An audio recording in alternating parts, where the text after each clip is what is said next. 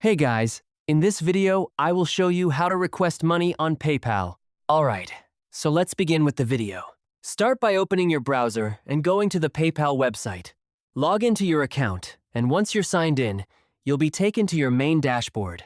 This is where you can view your balance, recent transactions, and other account details. From the dashboard, find the Send and Request option, usually located at the top of the page in the main menu, and click on it. This section is where you can handle both sending and requesting payments. On the next screen, you'll see a field where you can enter the email address or name of the person you want to request money from.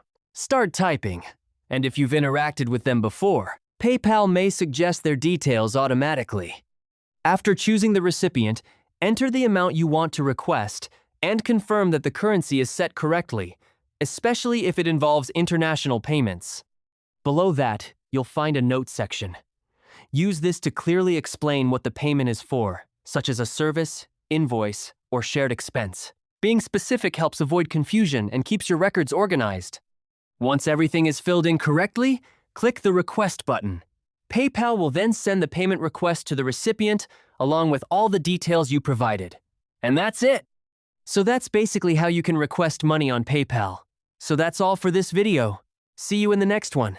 Thanks.